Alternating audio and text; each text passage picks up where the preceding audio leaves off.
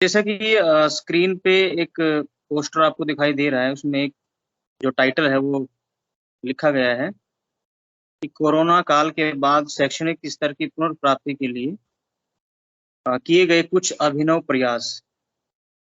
तो हमारे पीपलू ब्लॉक में कुछ अध्यापक साथी ऐसे हैं जिन्होंने थोड़ा अलग हट के बच्चों के साथ काम किया है। तो हम सोच रहे थे कि कोई ऐसा प्लेटफ़ॉर्म बनाया जाए जहाँ पे शिक्षक साथी अपने जो जो काम है, जो अनुभव है वो साझा करें। तो इसके लिए हमने आज का दिन थोड़ा प्लान किया था कि ऑनलाइन ऐसा कोई सेमिनार होना चाहिए जिसमें हम अपने जो हम काम करते हैं बच्चों के साथ कुछ गतिविधियाँ करते हैं। तो आज का दिन हमने सूटेबल इसलिए लगा कि आज एक तो परीक्षा से पहले दिन छुट्टी होती है तो बच्चों का इतना ज़्यादा बर्डन नहीं है और हम आपस में 1 डेढ़ घंटा बात भी कर सकते हैं।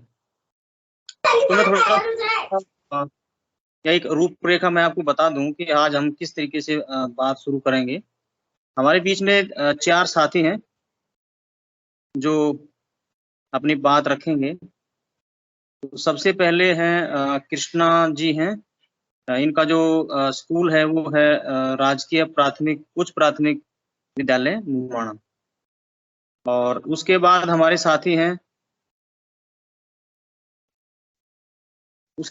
साथी हैं बाबूलाल जी धाकड़। ये हैं राजकीय उच्च प्राथमिक विद्यालय फजलपुरा से। और उनके बाद फिर हमारे साथी हैं गणपत लाल चंदेल जी। तो ये भी राजकीय उच्च प्राथमिक विद्यालय अनवर नगर से हैं। और फिर अंत में हमारे अनुभवी साथी हैं राकेश जी नामा। ये भी अपनी बात रखेंगे, इन्होंने भी कुछ अभिनव कुछ प्रयास किए हैं बच्चों के लिए। तो इसमें थोड़ा ये सोचा गया है कि अपने पास टाइम जो है वो 1.5 घंटा है। तो हमारे जो साथी हैं वो 15-15 मिनट अपनी बात रखेंगे। तो 15 मिनट में वो जिस प्रकार से काम किया है, शैक्षणिक प्रक्रियाएँ रही हैं और किसी एक कांसेप्ट पे वो खुल के बात करेंगे आपके बीच में। तो जब हमारे चारों साथी अपनी बात कह लेंगे पूरी, उसके बाद फिर हमारे जो श्रोता साथी हैं, दूसरे साथी हैं, दूसरे अध्यापकगण हैं, वो अपनी बात रख सकते हैं। कोई साथी हाथ उठा रहा है, कोई बात कहना चाह रहा है?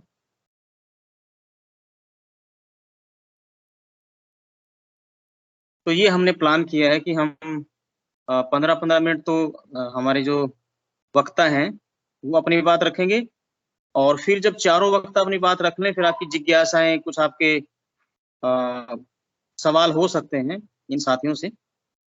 तो ये आज की रूपरेखा रहेगी। तो मैं सबसे पहले निवेदन कर रहा हूँ, हमारे बीच में कृष्णा साहू मैम हैं। ये हिंदी शिक्षण कराती हैं बच्चों को, पहली से 5वीं।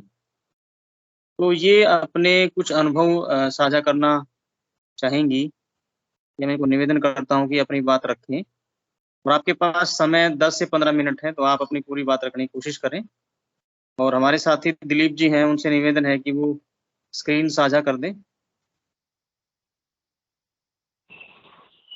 जी मैम। मेरा नाम कृष्णा साहू है। मैम मैं आप राजकीय उच्च प्राथमिक विद्यालय मुमाणा में अध्यापिका लेवल 2 पर हिंदी से कार्यरत हूँ और वर्तमान समय में कक्षा 1 से 5 तक हिंदी का शिक्षण कार्य करवा रही हूँ। जैसा कि आज का विषय है कोरोना काल में लॉस हुआ है बच्चों के लिए। कृष्णा जी, आपकी आवाज स्पष्ट नहीं है, शायद जो आपने ईयरफोन वगैरह लगा रखा है ना या कुछ। हाँ, आपकी आवाज थोड़ा सा वो गड़बड़ सी है। हेलो हेलो जी सर, सब सही आ रही है? तो मैम आप एक बार ईयरफोन लगा रखे हैं तो उसको हटा के अगर बात करें, हेडफोन अगर ईयरफोन कुछ लगा रखा है तो उसको।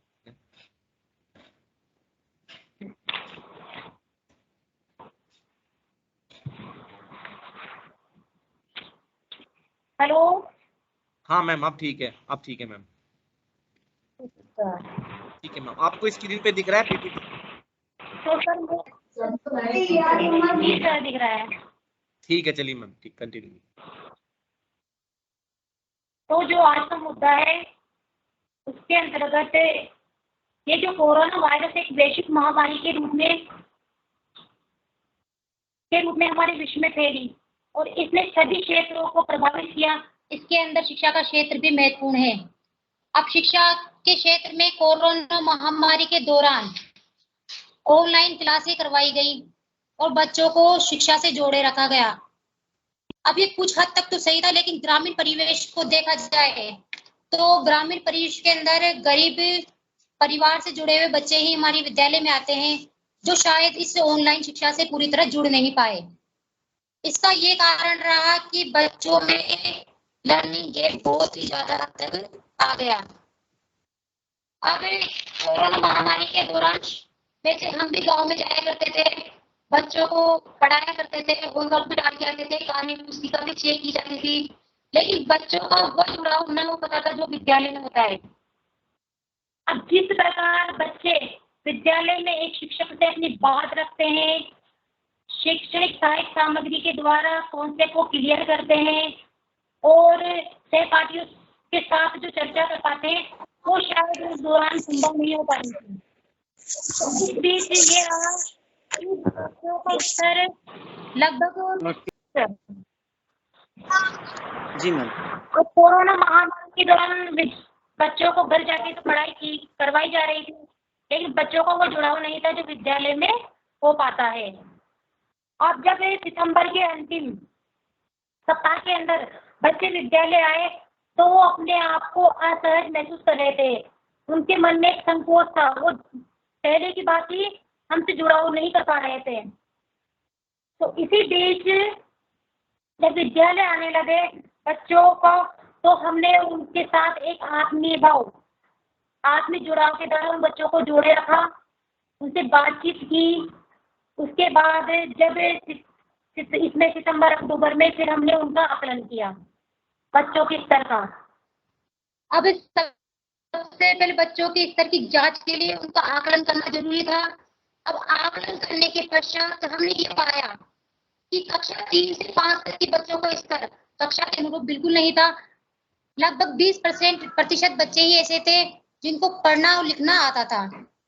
बाकी ये मान के चले कि 2 वर्षों तक कर्मोन्नत होने के बाद हमारे पास 3 कक्षाएं ऐसी थी जो शायद पहली कक्षा का ही स्तर रखती थी, जिसमें कक्षा 1 आती है, कक्षा 2 आती है और कक्षा 3 आती है। अब हमें इन 3 कक्षाओं पर विशेष ध्यान देना था। इसके लिए फिर हमने आकलन किया।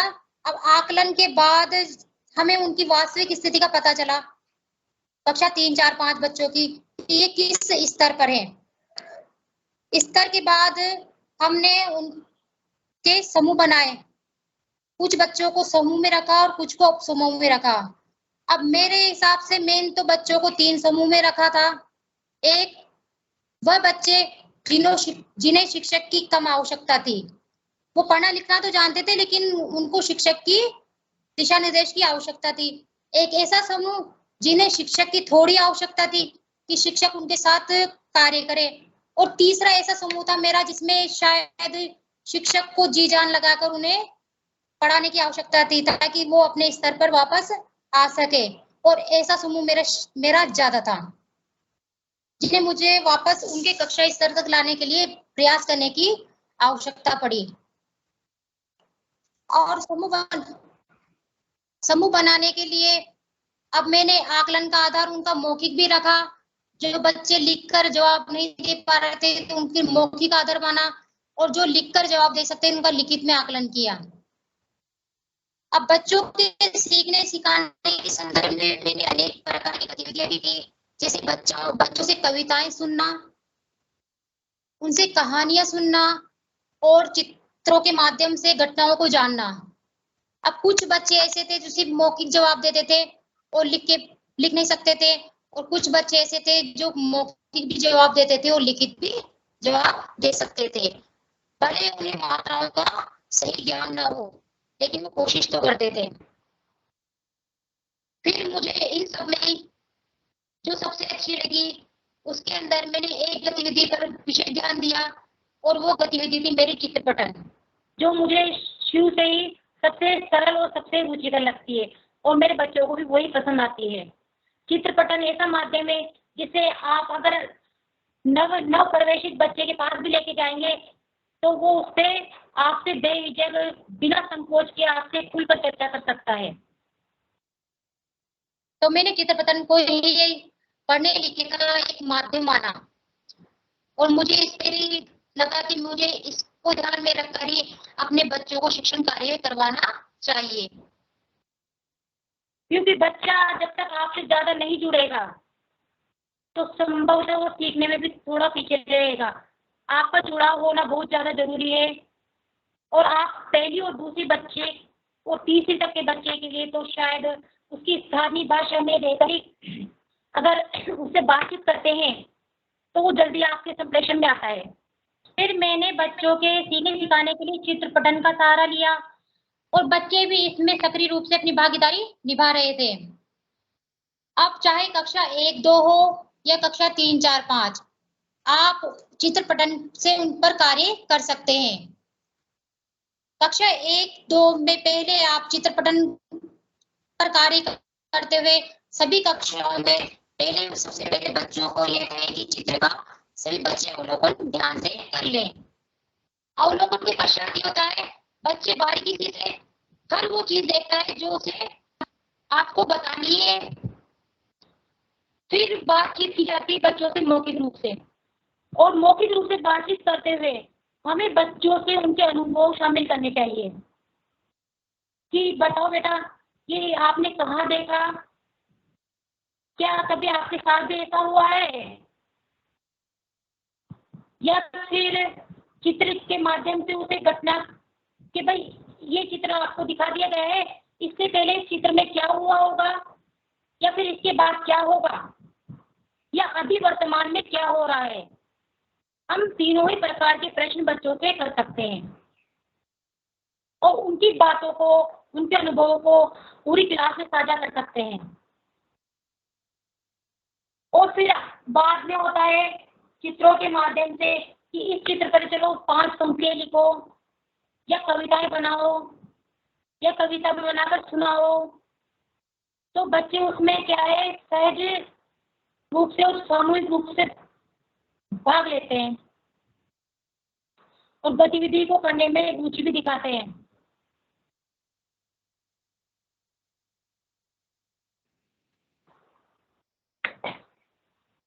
अब इसी प्रकार कक्षा 3 और 5 के बच्चों को हम चित्र दिखाकर ये कह सकते हैं कि इसमें जो जो चीजें हो रही है घटना हो रही है आप उन्हें लिखित रूप में अपनी पेन कॉपी लीजिए और उस अंकित करिए और नोटबुक में मुझे दिखाइए। तो ये एक तरह से उनका लिखित वर्ग भी हो जाता है, उनकी मौखिक अभिव्यक्ति भी हो जाती है। हेलो जी मैम जी। सर आ रही है? हाँ बिल्कुल बिल्कुल। हेलो हाँ मैम आवाज आ रही है। जी सर।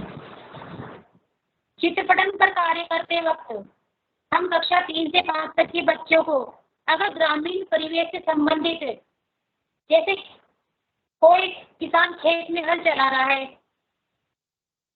तो उसका चित्र भी दिखाकर उस बच्चे से मौखिक वार्तालाप कर सकते हैं कि बच्चों बताओ इसके अंदर किसान किससे हल चला रहा है। तो बच्चे चित्र देख करके देंगे भाई इसमें किसान बैल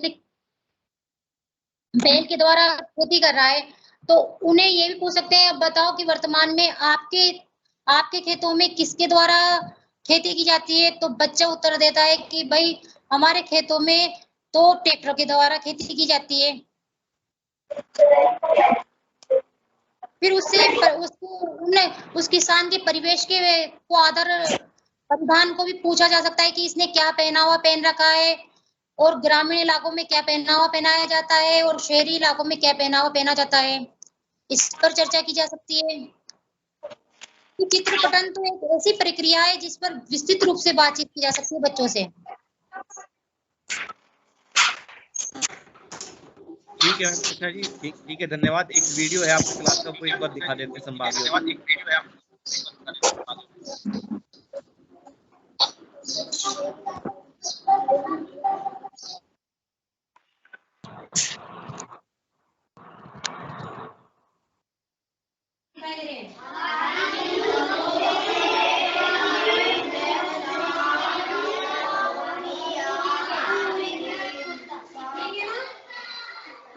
दिख रहे हैं आपको। अब उन जानवरों के नाम बताओ जो अपने आसपास नहीं दिखाई देते, जंगल में दिखाई देते।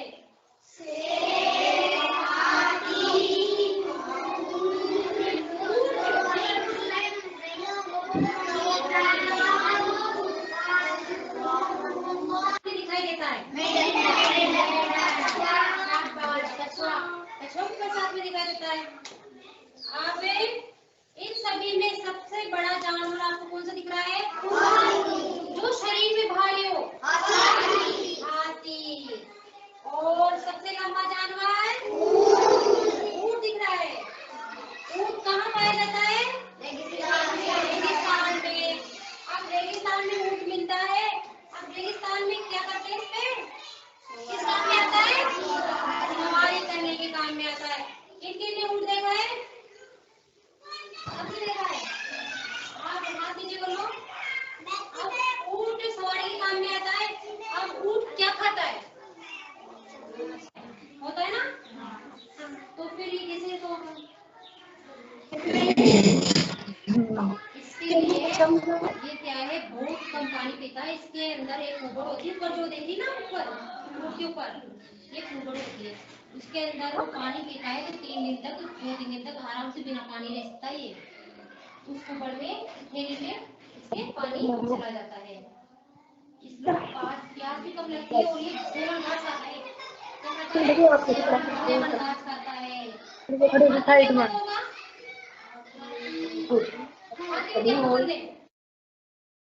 कृष्णा मैम ने जो चित्रपटन के माध्यम से जो काम करवाया बच्चों के साथ, और फिर उसको लिखित रूप भी देने की कोशिश की है कि उस कहानी में या उस चित्र में कौन कौन से पशु थे या पक्षी थे, कुछ भी थे, तो फिर उनको ब्लैक बोर्ड के माध्यम से लिखवाया भी है और एक एक वाक्य लिखवाया, एक एक शब्द लिखवाया। तो मुझे लगता है कि अगर और कुछ भी कृष्णा मैम को बोलना है तो वो बोल सकते हैं।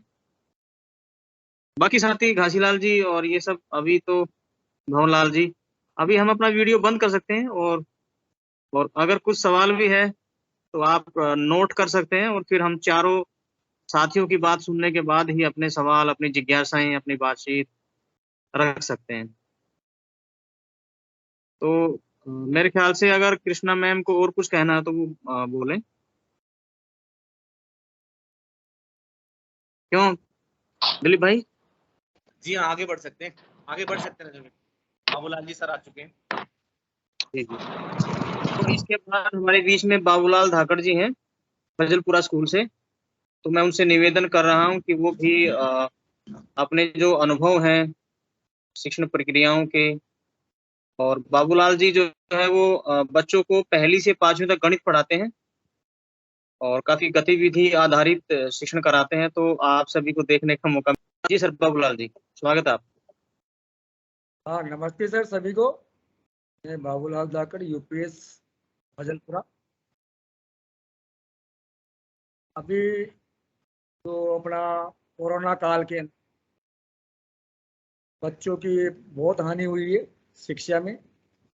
हम सब ग्रामीण क्षेत्र से साथी जो सब जुड़े हुए विभिन्न विद्यालयों से, तो ग्रामीण परिवेश के अंदर बच्चे खेती बाड़ी में या अपने माता पिता के साथ जानवर चराने में ज़्यादा रहते हैं। फिर 1.5-2 साल का गैप रहा तो उसके अंदर वो ज़्यादा रुचि ले। जब अपनी स्कूलें खुली अभी सितंबर 2021 में, तो हम सभी ने देखा कि बच्चों का स्तर बहुत डाउन है। हम सब जो टीचर्स है काफ़ी चिंतित है पर इनका स्तर कैसे सुधारे, क्योंकि सरकार ने तो कर्मोन्नत करके उनको आगे बढ़ा दिया, पर समस्या तो अपने सामने थी, पर इनको किस स्तर पर लाए। तो प्रारंभिक हिसाब से देखा तो कुछ बच्चे जिनका स्तर बिल्कुल कम था, मेरे विद्यालय में प्रारंभिक स्तर अभी जो है 1 से 5 तक वो 87 है। इसमें से जिनको बिल्कुल भी नहीं आता वो 16। उसके बाद 30 ऐसे बच्चे जिनका कम स्तर, और बाकी बच्चे 41 वो कक्षा स्तर के दिखे। कक्षा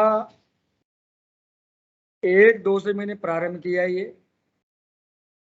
अपने सभी विद्यालयों में पेड़ पौधे होते हैं, उनकी क्यारियां होती है, तो मैंने पेड़ पौधों के अंदर पानी डलवा कर फिर अपन देखते हैं भाई बच्चों से, भाई इनमें मिट्टी अपनी ऐसी चिकनी भी होती है, कहीं दोमट मिट्टी भी होती है। तो मैंने बच्चों से बोला भाई इनके अपने लड्डू बनाओ आप। तो बच्चों ने लड्डू बनाए कक्षा 1-2 मैंने। तो इसमें वो लड्डू भी बना रहे हैं, उनको गिनती भी आ रही है। उसके बाद अपने पेड़ भी है, पास में पेड़ है, तो कुछ बच्चों को बोला इन पेड़ों को गिन के आओ। तो उसके द्वारा अपन को संख्या ज्ञान भी मालूम पड़ रहा है बच्चों का। फिर उनमें से कुछ बच्चों को बोला इनको भाई जैसे 5 लड्डू बनाना है, उसके बाद उसमें से 2 को आपको दूसरे बच्चे ने उनको फोड़ दिया, या उनको उसी स्थिति में नहीं रखा जिसमें लड्डू थे, तो इससे अपन घटाना भी सीख रहे हैं। फिर बच्चों को अपन जोड़ के माध्यम से भी सिखा सकते हैं, लड्डुओं के माध्यम से ही। तो इससे बच्चों का जो स्तर है ना वो ठीक रहा। उसके बाद फिर मैंने कक्षा 1-2 के अंदर अपने जो डीन्स ब्लॉक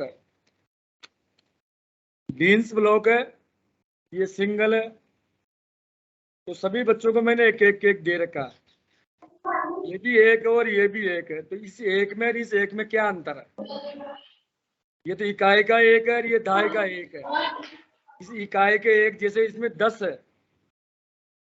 बच्चों से ये अंतर पूछा कि इस एक में और इस एक में क्या अंतर है, तो बच्चों ने बताया कि भाई इसमें ऐसे 10 है, तो ये दहाई का है, दहाई का 10 है ये।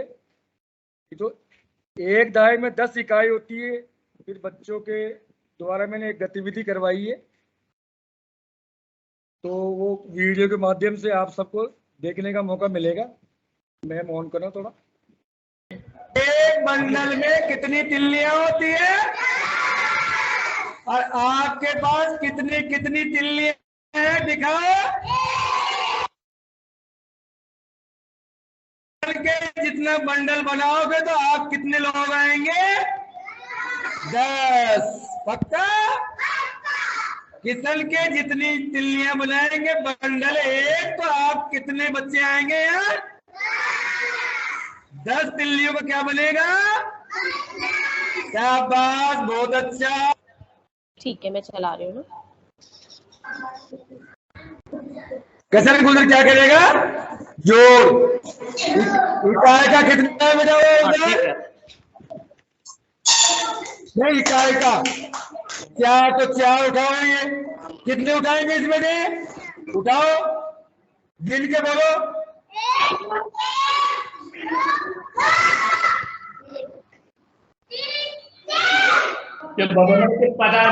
हम नीचे कितने देंगे उधर इकाई में? तो बड़ा उठाएंगे 5 और बोलो।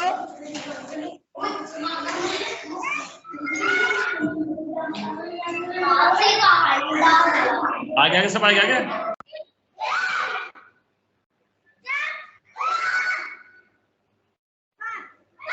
अब सबको गिनो एक साथ।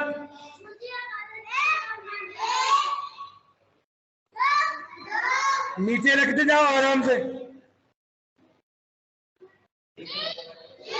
सब बोलो।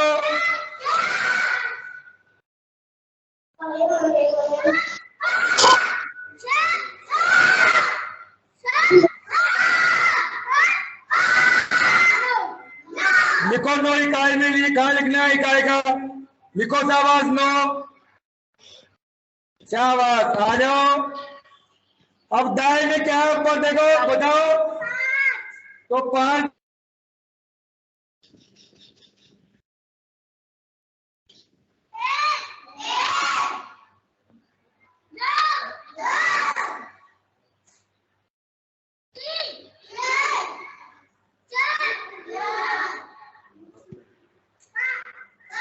नीचे कितना है बेटा दाएं का?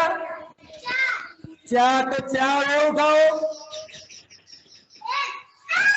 सब बोलो। बोल। कितने हो गए पूरे गिनो? वीडियो ऑन करना पड़ेगा अभी, हम बताएंगे।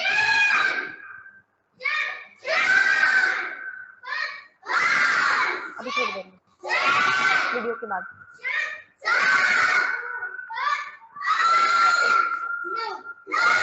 लिखो 9 दाएं में।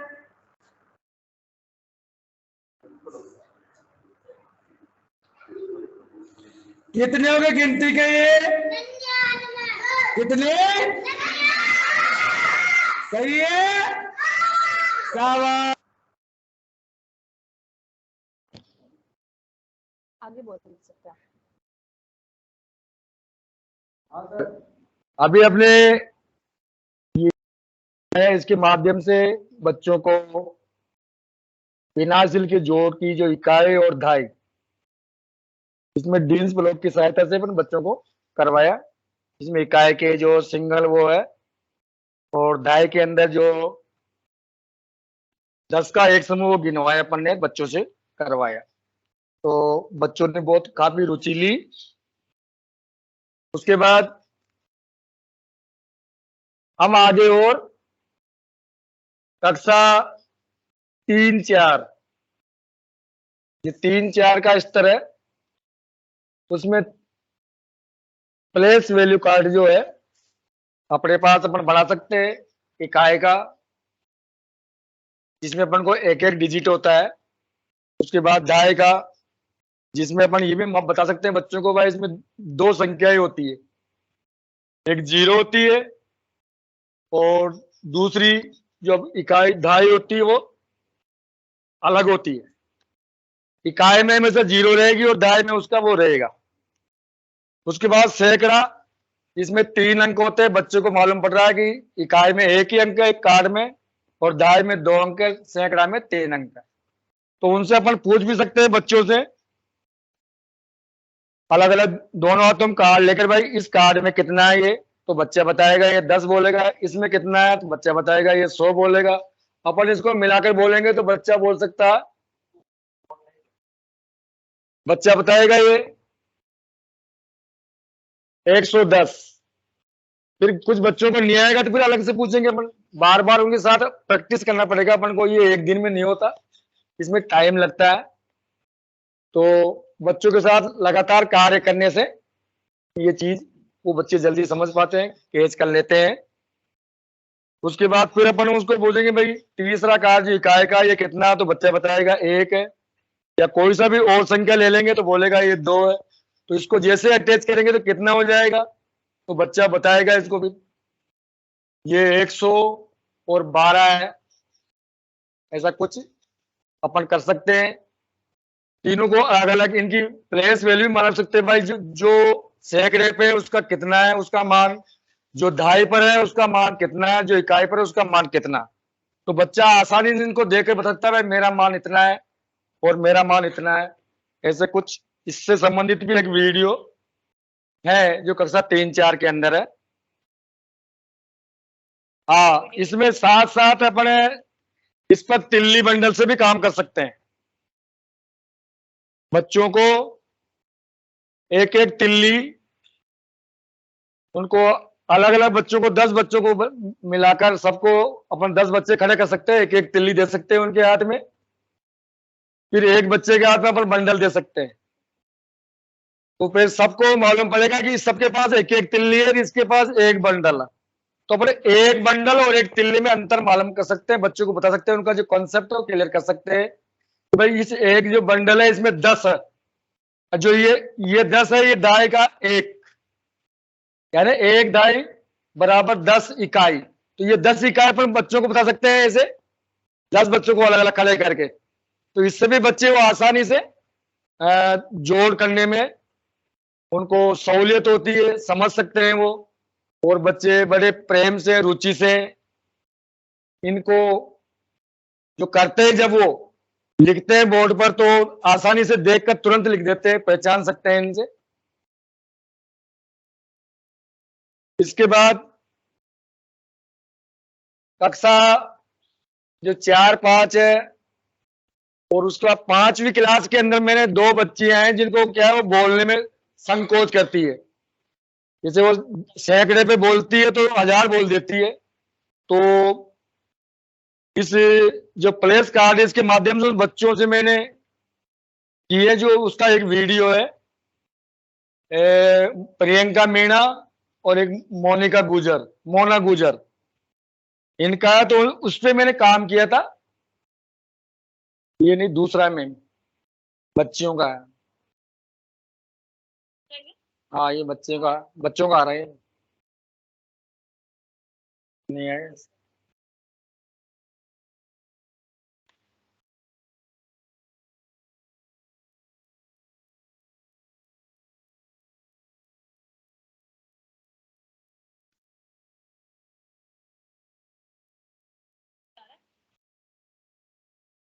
नहीं, ये नहीं।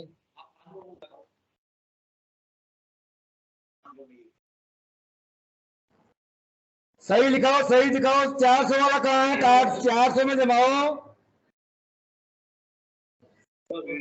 57 है। हाँ, तो ये 9400 हो गया ना बेटे। अभी दो वाले कार्ड में निकालो ना आप। हाँ, ये निकालो। 57 में है ना। 57 में क्या स्थानीय मान आएगा? देखो 57 में स्थानीय मान किसका निकालेंगे? हाँ, तो निकालो ना फिर। ये तो तेरे पास है ना, आपके पास, जमाओ उसको। अब इकाई में क्या आएगा तो लिखाओ 7। किधर से निकालना है? 7। ये एक वाले में निकालना है बेटा, इनको आप जमाओ मत हो। हाँ, अब इधर आके जमाओ, इधर आके बताओ, बताइए इधर आके आप। सही। हाँ, 9000 सब बोलो।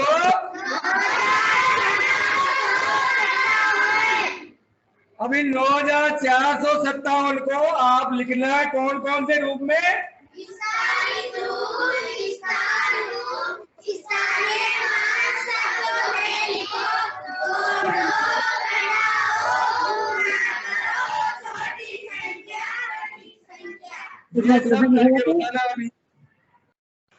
चलिए,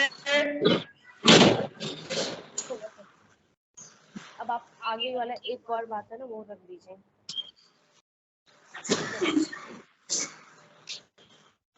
अभी जो ये 4 अंकों की संख्या है, बच्चियां जो बोर्ड पे लिखी थी, तो ये संख्या भाई अपने मनपसंद के इकाई के 4 अंक लिखना, 4 अंकों की संख्या बन जाए। फिर उनसे ही वो छटवाई थी कि जो प्लेस वैल्यू कार्ड के माध्यम से इनको छाट कर संख्या को जमाओ आप। अब उन्होंने 4 संख्याओं को 4 तक की संख्याएं बोली, उसको फिर अंकों में लिखना, तो लिख दिया बोर्ड पर। फिर उनको शब्दों में लिखना, उनका विस्तारित रूप बताना। तो जैसे ही 9 का स्थान है वो बताया भाई 9 है, तो 9000 वो बताएंगे बच्चे भाई कि 9 का मान ये है। 2.5 पे कुछ और था, तो 2.5 पे जैसे 5 था, 5 का स्थानीय मान 50। ऐसे सभी बच्चों ने स्थानीय मान दिखाया, हिंदी में लिखना। फिर इनमें सबसे छोटी संख्या कौन सी है? जो 2 संख्याएं लिखी हुई है, इनमें छोटी संख्या कौन सी है और 2 संख्या बड़ी संख्या कौन सी है? ये भी अपन बच्चों को पूछ सकते हैं। कि मैंने 5, 6, 8 पॉइंट दिए थे, तो इनमें बच्चे इतना कर पाते तो निशान सही नहीं लगा, निशान इधर बड़ी देख वो करते हैं, उसको देख और बड़ी रुचि के साथ कर रहे हैं वो। हिंदी में लिखना, विस्तारित रूप में लिखना। 4 संख्याओं का गुणा भी कर सकते हैं। कक्षा 5 के स्तर के बच्चे आराम से कर लेते हैं। दिखा दिया ना, तो बैठ जा नीचे। इस प्रकार जो है अपन मदद से जोड़ कर 5 के जो बच्चे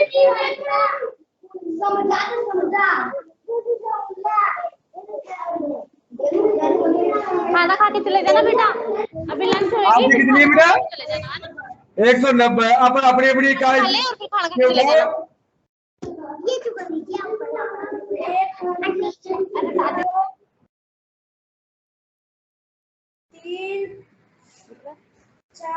अब अपनी अपनी क्या उठाओ, है आपके पास कोई? देखो है क्या कुछ? देखो उधर, उठाना है कि नहीं उठाना? आपको नहीं उठाना ना, तो इसकी काय आएगी, किसकी काय आएगी? आशीष की आएगी। लिखो आशीष अपना।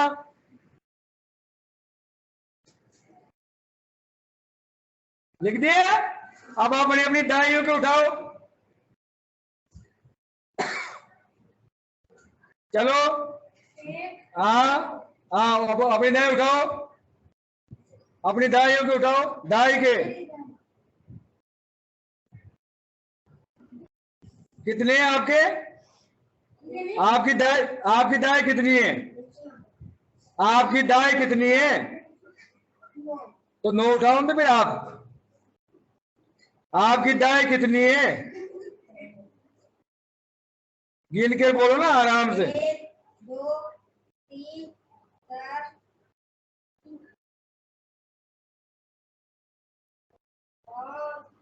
5 6 7 8 9। अब दोनों की दाइयों को मिलाओ, मिलाकर गिनो। 1 2 3 4 5 6 7 8 9 10। हाँ 10 होते क्या करना है? 10 होते क्या करना है? किसको लेना है? उसके ऊपर रखो। अब इसको, अब ये बच गया ना आपके पास। दाएं में क्या लिखोगे आप? दाएं के नीचे क्या लिखोगे आप? अब क्या लिखोगे आप दाएं के नीचे? तो लिखो।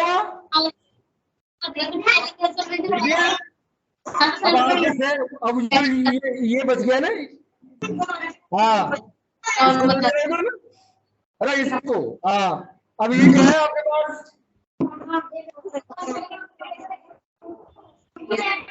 बच्चे वीडियो के माध्यम से अपन देखा कि वो 10 दाई गिन लिया, तो वो 10 दाई का मतलब 1 सैकड़ा।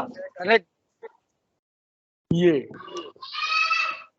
के बाद जो बचा उसको दाई के नीचे लिख देंगे और आगे उसको सैकड़े में कन्वर्ट कर देंगे अपन। तो बच्चा आसानी से आपके सामने अपन क्या करके बता रहा अपन को। इस तरह जो कमजोर बच्चे वो भी इनके द्वारा, जब बच्चे एक दूसरे से प्रेरणा लेते करके, तो सब करते मैं करूं मैं कंपटीशन की भावना पैदा होती है। और ये सब खेल खेल में हो रहा है। जो इस तरह किया मतलब ये रेगुलर स्कूल नहीं है, ऐसे बच्चे को रेगुलर ग्रामीण परिवेश में और तो चीजें जिसको अपन लोग सकते हैं। लड्डू जो है उनके ऊपर भी मैंने अगर ऐसा काम करवाया तो अपन बच्चे। धन्यवाद। अग्रवाल जी ने हम सबके बीच में जो अपने एक्सपीरियंस हैं, खासकर कक्षाओं के, सबके सामने रखे भी हैं और वो किस तरीके से बच्चों को गतिविधि आधारित शिक्षण कराते हैं। भले वो अंकों का ज्ञान हो या फिर स्थानीय मान हो इस तरीके से आपने ये सारे इनके अनुभव देखे हैं। तो अभी हमारे बीच में जो तीसरे साथी हैं वो हैं गणपत लाल चंदेल। गणपत जी भी हिंदी शिक्षण कराते हैं बच्चों को और अनवर नगर धौलवाड़ा पंचायत में है। तो गणपत जी से निवेदन करता हूँ कि वो भी अपनी बात रखें, अपने जो एक्सपीरियंस हैं, जो आपने स्कूल खुलने के बाद जो बच्चों के साथ जो काम किया है, जो भी आपको महसूस हुआ है, जो भी आपके तजुर्बे हैं, वो हम सबके बीच में शेयर कीजिए। गणपत जी। आज सभी साथियों को नमस्कार। अभी दो साथियों ने जो कोरोना काल के दौरान बच्चों के साथ काम किया उसके बारे में बताया। उन्होंने हिंदी और गणित विषय के बारे में अपनी जानकारियां प्रदान की थी। उन्होंने विद्यालय स्तर पर किस प्रकार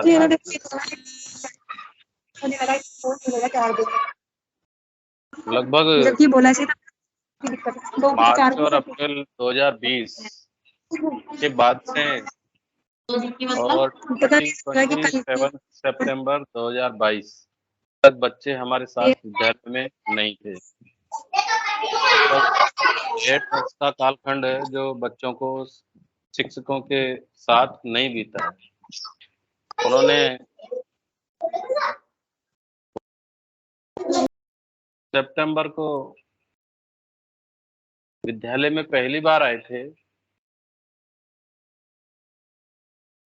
तो बच्चों के साथ जो मुख्य समस्या थी वो तो ये थी, क्या नाम है, कि वो विद्यालयों से जुड़े हुए ही नहीं और उनको विद्यालयों में लाना बहुत बड़ी चुनौती थी। लेकिन लगातार संपर्क और अभिभावकों से, समाज से सहयोग लेने के बाद जब उनमें समझ बनी कि विद्यालयों में बच्चों को भेजना चाहिए, तो अभिभावक इस पर माने और बच्चे भी निरंतर स्कूल आने लगे। लेकिन सबसे पहले जो बच्चे स्कूल आए तो हमने उनका बेसमेंट किया, बेसलाइन सर्वे। बेसलाइन सर्वे में हमने देखा कि जो बच्चे 3rd क्लास में थे, जो 4th में थे, 5th में थे, वो जो उनकी पुरानी उपलब्धियां थी उनसे काफी नीचे के स्तर पर पाए गए। हालांकि सभी शिक्षकों ने कोरोना काल के दौरान उनको ऑनलाइन और ऑफलाइन दोनों प्रकार के होमवर्क घर जाके भी दिए और मोबाइल, लैपटॉप, जो भी उनके पास इलेक्ट्रॉनिक डिवाइस था उन पर उपलब्ध करवाए थे। लेकिन वो गुणवत्ता बच्चों में नहीं आ पा रही थी जो आनी चाहिए थी। तो इसलिए सरकार के भी दिशा निर्देश थे और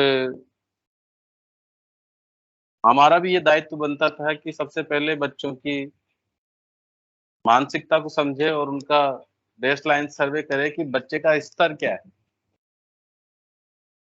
तो हमने विद्यालय में सबसे पहले जब बच्चे हमारे पास आए तो उनका बेसलाइन सर्वे किया और विशेषकर मैं तो मेरे विद्यालय की बात कहूंगा कि हमने कक्षा 1 और 2 पर विशेष ध्यान दिया और हमने एक हिंदी विषय के अंतर्गत ये धारणा बना ली कि जो ही बच्चा हमारे साथ जुड़ता है तो हम इनको सबसे पहले अनौपचारिक शिक्षण के माध्यम से, मतलब बच्चों में ऐसा माहौल तैयार करें कि वो उस 1.5 साल के कालखंड को बिल्कुल भूल जाए कि हमारे साथ क्या परिस्थितियां थी और हम ने ये 1.5 साल किस प्रकार गुजारे बिना विद्यालय के। तो सबसे पहले परिवेश पे तो मैंने बात की है और बात अब अनौपचारिक चर्चा पे आई तो स्कूल में आते ही बच्चों को हमने सबसे पहले जो उनकी पाठ्य पुस्तकें थी उनमें जो बच्चों की कहानियां हैं, छोटी छोटी कविताएं हैं, स्थानीय परिवेश से जो उनको आती है और जो हमारी पाठ्य पुस्तकों में उपलब्ध नहीं रहती। उनको निरंतर रोजाना कक्ष में बच्चों से सुनना, जैसे मूंगफली में दाना नहीं, मैं तेरा मामा नहीं, और इसके अलावा मछली जल की रानी है। इस तरह के जो छोटी छोटी जो कविताएं हैं उनको रोजाना कक्ष में आते ही उनको बुलवाना, कम से कम भी 5 मिनट के लिए, ताकि जो कक्ष का माहौल है वो शिक्षक और विद्यार्थियों के बीच में ऐसा माहौल बन जाए कि बच्चे अपने आप में किसी भी प्रकार की जो हिजिकेशन है, जो झिझक है, वो अपने मन में नहीं रख सके और सारी बातें शिक्षकों को वो खुले वातावरण में बता सके। ऐसा माहौल हमने उनके लिए तैयार किया। धीरे धीरे जब बात आई कि अब बच्चों को हमको माहौल तैयार कर दिया है तो अब इनको पढ़ाना है, तभी हम मेरे से पूर्व वक्ता मैडम कृष्णा मैम ने भी आपको हिंदी विधा के बारे में बताया था। उन्होंने चित्र पठन पर विशेष जोर दिया था और बताया था कि चित्र पठन के माध्यम से बच्चों को किस प्रकार हम शिक्षण करवा सकते हैं। हमारा जो विद्यालय का मकसद था कि बच्चों को सर्वप्रथम अगर हिंदी में पढ़ना लिखना नहीं आएगा, बच्चे उनको नहीं समझ पाएंगे, तो जहां तक मेरी सोच है वो जो अन्य विषय हैं जैसे ईवीएस है, पर्यावरण है, गणित है, इन सभी विषयों पर वो समझ नहीं बना सकेंगे। इसलिए हमने कक्षा 1 और 2 पर ही फोकस किया। विशेषकर मैं मेरी बात बता रहा हूँ, 3, 4, 5 पर भी फोकस किया, लेकिन उनके लिए अलग योजना तैयार की गई। मैंने 2 ग्रुपों का निर्माण किया था, कक्षा 1 और 2 का अलग और 3, 4, 5 का अलग। और जो बच्चे कक्षा स्तर पर थे 3, 4, 5 में, उनको ए ग्रुप में, और जो अध्यापक की सहायता से कर पा रहे थे उनको दूसरे ग्रुप में, और जो बिल्कुल अपनी समझ नहीं बना पा रहे थे उनको तीसरे ग्रुप में, जो कि ये मान के चलिए कि वो कक्षा 1 और 2 के स्तर के ही थे, और उनको भी कक्षा 1 और 2 के स्तर में शामिल कर लिया गया था। तो इसके बाद हमने जो विशेष जो शैक्षणिक माहौल बनाया बच्चों के लिए, वो था कार्ड के माध्यम से बच्चों को पढ़ाना। जो वर्णमाला थी, स्वर और व्यंजन थे, और जो मात्रा ज्ञान था, इन तीनों को ही हमने बच्चों को कार्ड के माध्यम से पढ़ाया। वहां पर रोजाना उन जो हमारे पास जो जितने भी कार्ड बने हुए थे, उन कार्डों को हम सर्वप्रथम क्या नाम है कि कक्षा में माहौल का निर्माण करके उनको पर्स या जो भी हमारे पास सुविधाएं हैं स्कूल में, उस पर डालकर बच्चों से एक एक करके सभी बच्चों को मौका प्रदान किया जाता था, और उनसे ये बातचीत की जाती थी कि आप इनमें से क निकाल के लाइए या जय निकाल के लाइए। जब बच्चे 2-3 महीने के अंदर, 2 महीने ज्यादा से ज्यादा, शायद 2 या 2.5 महीने में ज्यादातर 50% या लगभग इसके बराबर बच्चे स्वर और व्यंजनों की पहचान करने लगे। आएगा जब आएगा भाई, अभी तो कुछ भी नहीं। उसके बाद जब धीरे धीरे बच्चों को इसकी समझ बनी, और बहुत से बच्चे ऐसे भी थे जो स्वर और व्यंजन पर क्या नाम है कि वो बोलना जानते थे। उसके पीछे भी हमने एक विधा अपनाई कि जो परंपरागत विधा है, जिसको सभी हमारे से सीनियर टीचर्स इस्तेमाल करते हैं। क्या तो लिखना सीखो। उन्होंने बताया, उन्होंने वो जो हमको बताया था कि जो परंपरागत जो हमारा शिक्षण का तरीका है, जैसे कैसे कबूतर उड़ता जाता, कैसे खरगोश दौड़ लगाता, कैसे गाय दूध पिलाती, कैसे घड़ी समय बताती। तो ये जो पुरानी पद्धति थी उसको भी हमने क्या नाम है कि जो बच्चे नहीं समझ पा रहे थे, तो हमारी सोच ये थी कि देखें अपनी कैसे कबूतर पर क्या अपनी पहचान बता पा रहे हैं, या खरगोश पर अपनी पहचान। तो उन जो नहीं लिख पा रहे थे, स्थिति ये है कि वो बच्चे आसानी से बोल पाते हैं, और आज इस तरीके के कारण वो लिख भी पा रहे हैं। तो हमने कोई विशेष ऐसी गतिविधि नहीं की, और शायद आप भी नरेश तो बहुत सभी टेढ़ा है यार, रेपड़ खाएगा मेरा किसी। सभी आप अपने विद्यालयों में इसके बदले ऐसी लोग गतिविधियां जरूर करते दो होंगे। के बाद जो लग रहे धोखे रखे अरे भाई पहली और दूसरी का जो हमने फाइनली एक पार्टी विषय में जो काम किया तो ज्यादातर सभी काम कार्ड्स में ही थे और शायद या फिर एक बाल्टी पानी छोटी और वाली छोटी वाली अपनी हैंडल कार्ड्स के माध्यम से श्याम पट पर जो बच्चे जो भी कार्य करते थे उनको श्याम पट पर उन गतिविधियों को हम बच्चों के द्वारा ही अंकित करवाते थे। वही बर्तन धोके जा दो कार्ड्स में से निकाला कि इसमें से लेके है यहाँ खा ले और मैं निकाल खा ले तेरा भाई के तो ही श्याम पट पर लिखवाते थे कि है और मैं लिखूं और उन्हीं से उनका उच्चारण करता। तो उसके उच्चारण के पश्चात हो सकता है बहुत से उच्चारण भी कुछ बच्चे ठीक नहीं कर पाते हों, लेकिन बच्चों में एक उत्साह का माहौल बनता था कि बच्चे स्वयं ही बोल देते थे कि गुरुजी ये तो थोड़ा ठीक नहीं बोल रहा है। तो उन्हीं बच्चों में से कोई दूसरा बच्चा उच्चारण पता है कि इसका उच्चारण तो आम होगा। तो इस प्रकार बच्चों में एक प्रतिस्पर्धा की भावना भी बनी और हमने ये काम बिल्कुल पहली और दूसरी कक्षा पर ही, तीसरी चौथी पांचवी कक्षा पर हमने दूसरी विधा किया, जिसका अभी मौका मिलेगा तो बताएंगे। लेकिन जो काम हमने पहली दूसरी पर किया उसके शायद कुछ अंश भी हमारे पास पड़े हैं जो अभी दिखाएंगे और कोई विशेष जानकारी होगी तो हम आपको आगे बताएंगे। ओके, तो गणपत जी आपका बहुत बहुत धन्यवाद। बस एक जानकारी और मैं ये चाह रहा था कि आप एक बार ये बताने की कोशिश करें कि जब जब हमारे स्कूल खुले थे उस टाइम बच्चों की स्थिति क्या थी, उनका लेवल क्या था और अभी क्या स्थिति है, दो चीज। हाँ सर बिल्कुल जी।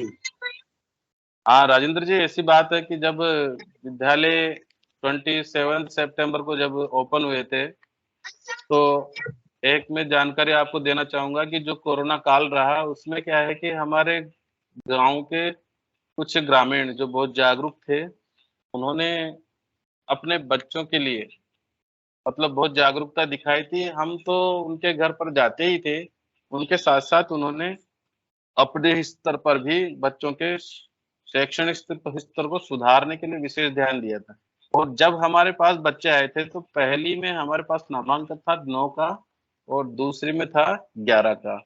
तो उस समय लगभग बच्चों का स्तर ये था कि कक्षा 2 के बच्चे तो बिल्कुल 1 या 2 बच्चे होंगे कि जो कक्षा स्तर पर होंगे और आज की स्थिति ये है कि लगभग 7 या 8 बच्चे बिल्कुल अच्छी तरह से आ की मात्रा तक के शब्दों को वो आज अच्छी तरीके से श्याम पट पर आसानी से पढ़ते हैं और पहली क्लास में लगभग 9 में से 5 बच्चे कक्षा के स्तर पर। और कुछ पूछना है राजेंद्र जी? ठीक है सर। और बाकी एक बार जब चारों साथी अपनी बात कह लेंगे तो उसके बाद फिर जो बाकी जो अध्यापक जो साथी हैं जो जुड़े हुए हैं तो वो भी अपनी बात रखेंगे। कुछ जिज्ञासाएं हो सकती हैं उनके भी, वो भी अपने कुछ सवाल लिख के रखे होंगे। तो हम एक बार लास्ट में जो हमारे साथी हैं राकेश जी नाम, तो हम उनकी बात और सुन लेते हैं, उनके जो एक्सपीरियंस है वो और हम एक बार देख लेते हैं और उसके बाद फिर सामूहिक रूप से कुछ ऐसे सवाल होंगे तो उन पर हम बात कर सकते हैं, क्योंकि अपने पास थोड़ा टाइम का थोड़ा लिमिटेशन है इसलिए। ठीक है तो सर, आपका बहुत बहुत धन्यवाद गणपत जी। ठीक। तो राकेश जी नामा, आपका स्वागत है। आप अभी राजकीय उच्च माध्यमिक विद्यालय लोहरवाड़ा में पढ़ा रहे हैं। तो आपसे भी अनुरोध है कि आप भी अपनी बात रखें, अपने अनुभव साझा करें कि आपने इस कोरोना महामारी में अपने आप को कैसे संभाला और बच्चों के साथ क्या क्या काम किया। जी सर।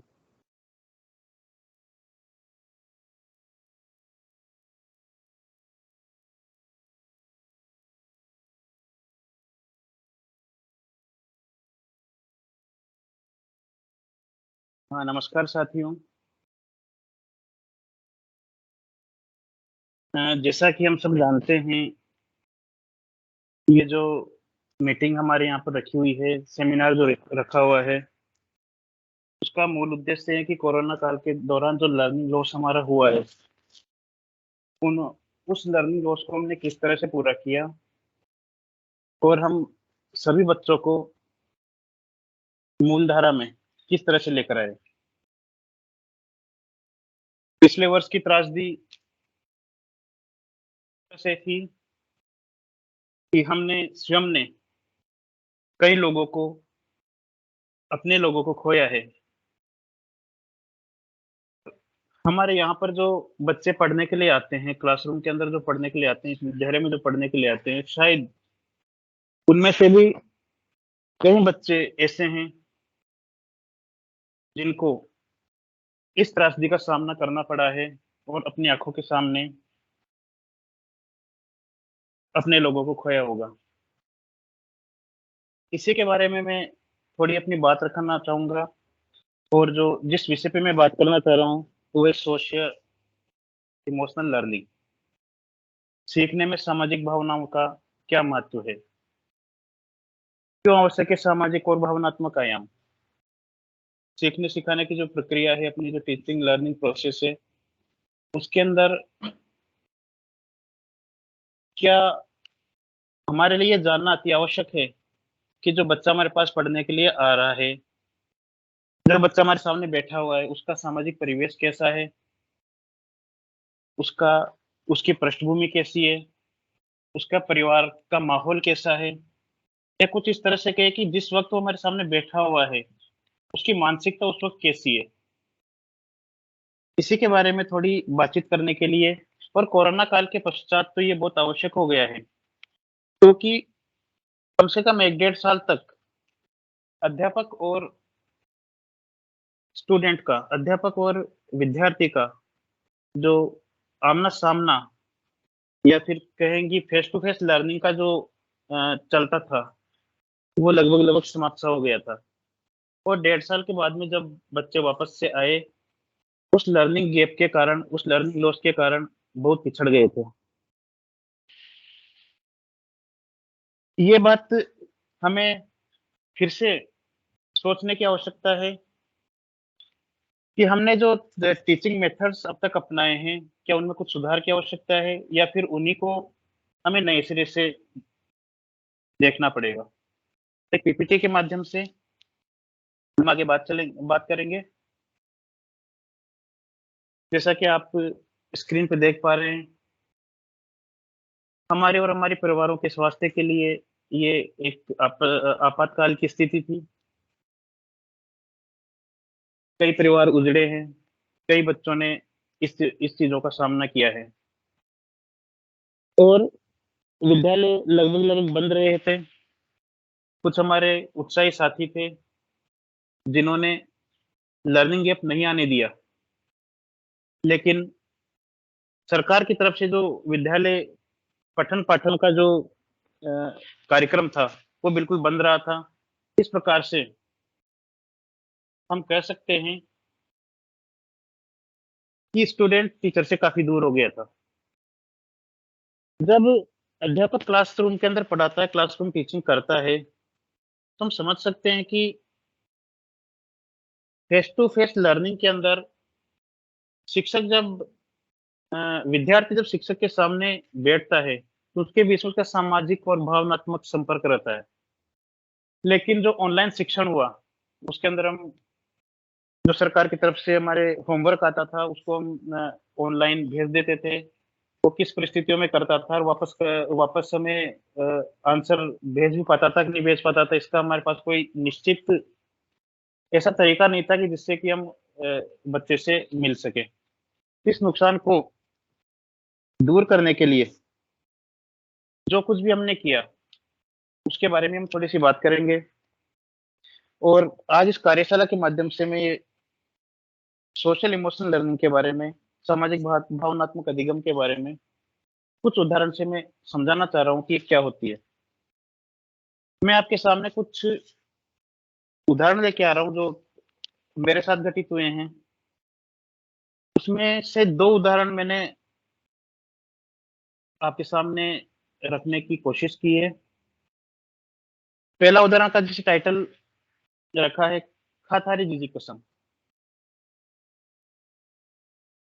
देखने में टाइटल अजीब सा लग रहा होगा, लेकिन ये कुछ इस तरह की घटना है। मेरा अभी पिछले 5-6 महीनों पहले 6D हुआ।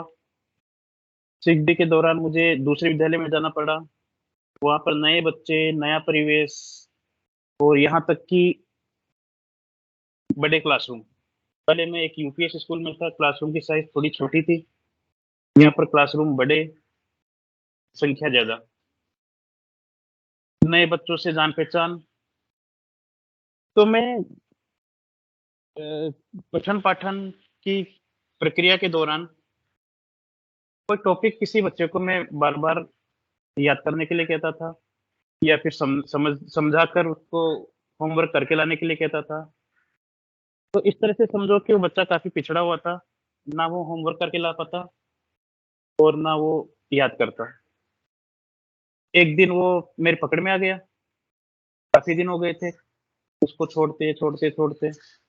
तो मैंने ऐसे ही सोचा कि क्यों नहीं इसका थोड़ा खंगाला जाए, कि इसको खंगाला जाए कि इससे थोड़ा इंटरेक्शन किया जाए कि क्यों ये होमवर्क नहीं कर पाता। तो मैंने कहा कि यार ये याद क्यों नहीं किया तूने?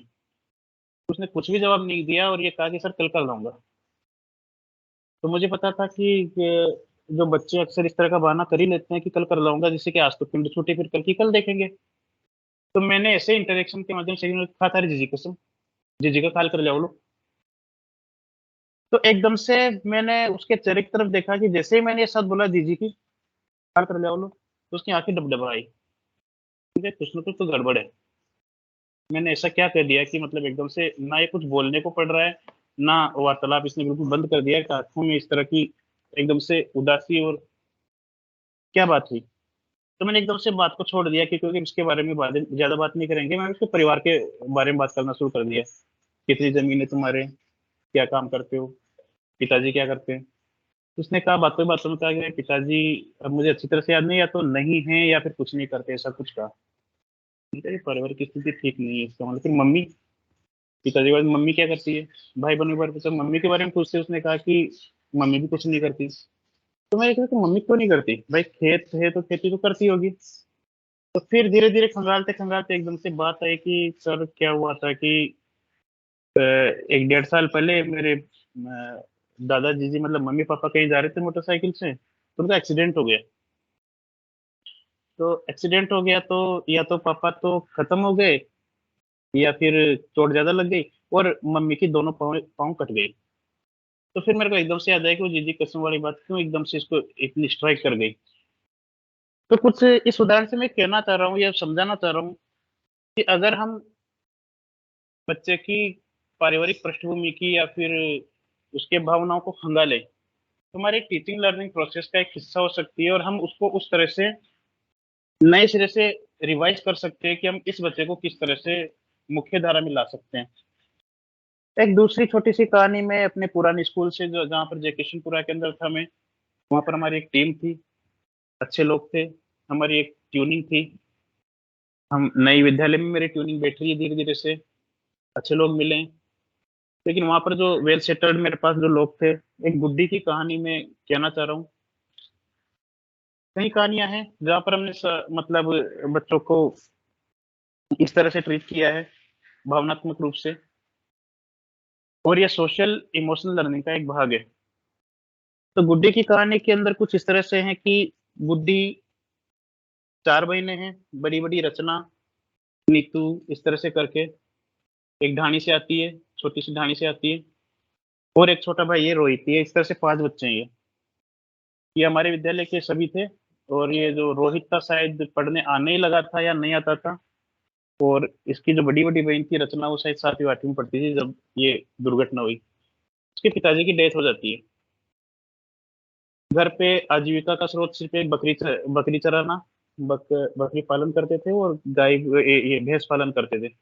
तुम कई बार जब ढाणे पे जाते थे तो उनमें से कोई ना कोई एक बहन हमें जरूर भैंस चराती हुई या बकरी चराती हुई मिल जाती थी।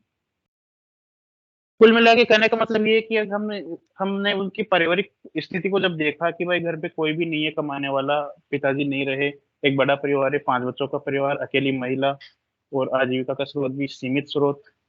तो हमको उनको कुछ इस तरह से ट्रीट करना पड़ा कि चारों पांचों भाई बहनों में से किसी न किसी एक बहन को घर पे रहकर अपना काम निपटाना पड़ता था, तो हम इसको एडजस्ट करते थे। कुल मिला के उनको नियमित आने के लिए बाध्य नहीं कर सकते थे। हमारे एक साथी शिक्षक साथी है जो सामाजिक कार्य भी करते हैं, दिनकर जी विजयवर्गीय। उन्होंने कुछ सामाजिक पहल की और इन बच्चों को कहते मतलब सामाजिक पहल करके इन बच्चों को थोड़ा सहयोग भी दिलवाया। वैसे तो एजुकेशन हमारे राजस्थान सरकार की तरफ से फ्री होती है, एमडीएम भी होता है, लेकिन इसके अलावा भी बहुत कुछ होता है। हम समझ सकते हैं कि बड़े परिवार को काफी कुछ सामना करना पड़ता है। इसी पहल के अंदर ये जो गुड्डी है, होशियार की बच्ची, छोटी सी है, इसकी मतलब इंटेलिजेंस को देखते हुए हमने एक उमा मैडम जो डाइट के अंदर वाइस प्रिंसिपल है, जहां तक मेरा विचार है, उमा गौतम, इन्होंने गुड्डी को गोद ले लिया और अब गुड्डी का आगे का जो खर्चा है उमा मैडम उठाती है। मैं उनको भी बहुत बहुत धन्यवाद देता हूँ। इस तरह की पहल मैं कहना चाह रहा हूँ, अगर हम ये देखें बच्चों से अगर इमोशनल टच में रहें तो हम कुछ ऐसा कर सकते हैं कि वो मतलब मेन स्ट्रीम से नहीं करके ड्रॉप आउट होने से बच सकते हैं बच्चे। इसके अलावा एक छोटी सी चर्चा मैं करना चाहूंगा। 2 शब्द हमारे सामने आते हैं, समानुभूति और सहानुभूति। देखने में एक जैसे लगते हैं, समानुभूति और सहानुभूति। ये वाक्य इसको हम 2 वाक्यों से समझ सकते हैं, ये एक है या मतलब अलग अलग है। 2 वाक्य है, एक बच्चा गिर पड़ा और एक दूसरा वाक्य मेरा बच्चा गिर पड़ा। जब ये दोनों वाक्य हम कहते हैं एक बच्चा गिर पड़ा, तब हमारे मन में जो मनोभाव आते हैं और मेरा बच्चा गिर पड़ा जो मनोभाव आते हैं, ये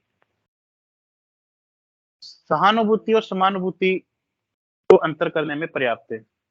जब हम कहते हैं एक बच्चा गिर पड़ा तो हमें सहानुभूति होती है,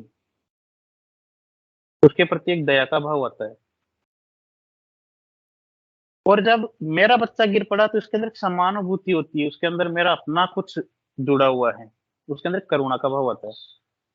तो ये थोड़ा सा जो अंतर है, सहानुभूति तो हमें बहुत होती है लेकिन हमें समानुभूति की आवश्यकता है और समानुभूति से ही हम आगे बढ़ सकते हैं और इसको भी हम अपने क्लासरूम टीचिंग लर्निंग प्रोसेस के अंदर काम में ले सकते हैं। अगर अपन ये देखें कि हमारी समानुभूति पूर्ण कक्षा होनी चाहिए, हम अगर ये इस बात को सर्वसम्मति स्वीकार करते हैं कि सहानुभूति की बजाय हमारी कक्षा समानुभूति पूर्ण होनी चाहिए, किस तरह से हम समानुभूति पूर्ण कक्षा रख सकते हैं? तो क्या संकेतक हो सकते हैं हमारे? अगर हमारे क्लासरूम के अंदर बच्चों के साथ में संवाद हो रहा है, खुल के चर्चाएं हो, तो हम कैसे सोच सकते हैं कि वहां पर समानुभूति की ज्यादा चांसेज है। खेल गतिविधियां हो रही है, हमारी टीचिंग जो खेल गतिविधियों के माध्यम से, क्योंकि खेल के दौरान बहुत कुछ सीखते हैं, बहुत सारे संस्कार सीखते हैं, नई चीजें सीखते हैं। नाटक के अंदर भी समानुभूति का कोई पात्र है, वो पात्र खुद को एहसास करता है कि मैं जो हूँ, किस तरह का उसको महसूस होता होगा उस पात्र को। नाटक के माध्यम से भी समानुभूति हम पेश कर सकते हैं। प्रत्येक बच्चे का अपना स्तर होता है, सभी बच्चे एक जैसे नहीं होते, तो उसके स्तर अनुसार हम कार्य कर सकते हैं। और समानुभूति के लिए हम कर सकते हैं कि बच्चों को अपने अनुभव लिखने के लिए कोई भी घटना, दुर्घटना या फिर कोई काल्पनिक बात वो करके अनुभव लिखने के लिए और सुनाने के मौके हम दे सकते हैं कि चलो इसके ऊपर, इस टॉपिक के ऊपर हम कोई भी बच्चा आके यहाँ पर बोलेगा। इस तरह की हम समानुभूतिपूर्ण कक्षा तैयार कर सकते हैं। जैसे कि आप स्क्रीन पे देख पा रहे हैं, सामाजिक और भावनात्मक आयाम क्या है हमारी कक्षा के। तो अगर हम इसको शॉर्ट के अंदर देखें तो यदि हम स्वयं खुद टीचर स्वयं के प्रति जागरूक हो, अटेंटिव हो, तो वो भावनात्मक रूप से सुदृढ़ होगा। साथ ही साथ यदि बच्चा भी स्वयं के प्रति जागरूकता अनुभव करता है तो हमारी कक्षा का टीचिंग लर्निंग प्रोसेस सफल मान सकते हैं। इसको हम कैसे पहचान सकते हैं कि अपने विचारों और भावनाओं को हमें एक बार खंगालना चाहिए, उनको पहचान करनी चाहिए कि हम वास्तव में किस आयाम से सोच रहे हैं, किस दिशा में सोच रहे हैं, हमारे विचारों और भावनाओं का कितना असर हो पा रहा है, अपनी क्षमताओं और सीमाओं को हम पहचान पा रहे हैं कि नहीं पा रहे हैं, और आत्मविश्वास और सकारात्मक सोच के लिए हमें हमेशा प्रयासरत रहना चाहिए। ये हम स्वयं के प्रति जागरूक होने की अपने आप को पेश कर सकते हैं। एक स्व प्रबंधन, सेल्फ मैनेजमेंट भी एक सामाजिक और भावनात्मक आयाम है। जैसे हमारे ऊपर कई प्रकार के दबाव होते हैं, उन दबावों से अगर हम सकारात्मक रूप से निपट पा रहे हैं, सकारात्मक रूप से उनको सहन कर पा रहे हैं, तो हमने अपने आप में स्व प्रबंधन का भाव जगाया है। स्व प्रेरित हमेशा यदि हम रह पा रहे हैं, स्व प्रेरणा, कई बार इस तरह की बातें हो जाती है जिससे कि हम हतोत्साहित हो जाते हैं, उस वक्त हमें स्व प्रेरणा की बहुत आवश्यकता पड़ती है। व्यक्तिगत और अकादमिक जो लक्ष्य हैं हमारे, उनको चिन्हित हम करें, प्राथमिकताओं का निर्धारण करें, उसके लिए हमें प्रयास करना चाहिए। एक मुख्य बात आती है सामाजिक जागरूकता। हमारा जो बच्चा हमारे पास पढ़ने के लिए आता है वो किसी न किसी समाज का हिस्सा अवश्य होता है। उसकी अपनी संस्कृति होती है, उसके अपने बिलीफ होते हैं। उन सबका अगर हम समान रूप से, समान नजरिए से देख रहे हैं तो यह समझिए कि हम उनके प्रति समानुभूति का एहसास कर रहे हैं। जो हमारी संस्कृति से अलग है, हमारे परिवेश से अलग है, हमारी जातिगत ढांचे से जो अलग हैं, उसके प्रति यदि हम समानुभूति का एहसास कर पा रहे हैं तो हम हमारे टीचिंग लर्निंग प्रोसेस के अंदर हम सफल हो पा रहे हैं। उनके सामाजिक नियमों को, नैतिक नियमों को, इनको समझ पा रहे हैं और बच्चे के नजरिए से उसको देख पा रहे हैं, तो हम टीचिंग लर्निंग प्रोसेस के अंदर सफल हो पा रहे हैं। इस तरह से अपने संदर्भ में पारिवारिक, स्कूली और सामुदायिक संसाधन जो है उनसे अपन सहयोग कर पा रहे हैं और उनकी भूमिका को पहचान पा रहे हैं। ये है हमारे कुछ सामाजिक और भावनात्मक आयाम जिनको हमें क्लासरूम टीचिंग के अंदर देखना है। इसी के साथ मैं ये कहना चाहूंगा कि कोरोना काल के पश्चात जो हमारे क्लासरूम इफेक्टेड हुए हैं, इसमें सामाजिक और समानुभूति की कितनी आवश्यकता है, कितना हमें इंटरेक्शन करना है। इसी के साथ एक छोटे से टॉपिक के ऊपर मैं बात करना चाहूंगा। कुछ दिनों के अंदर, 10-15 दिनों के पश्चात हमारे ये सेशन खत्म होने वाला है, समाप्त होने वाला है। उसके पश्चात फिर से 1-1.5 महीने के लिए हमारे से बच्चे दूर हो जाएंगे। हम फिर से कट जाएंगे बच्चों से, तो हमेशा की तरह इस बार भी हम उनको गृह कार्य देंगे। अब चूंकि प्रत्येक बच्चा अलग है, प्रत्येक बच्चे का स्तर अलग है, तो हमें ये देखना है, विशेष रूप से प्राथमिक कक्षाओं के बच्चों के लिए, प्राथमिक कक्षाओं के बच्चों को किस तरह का गृह कार्य हम दे सकते हैं, इसके ऊपर थोड़ी सी चर्चा हम करना चाहते हैं।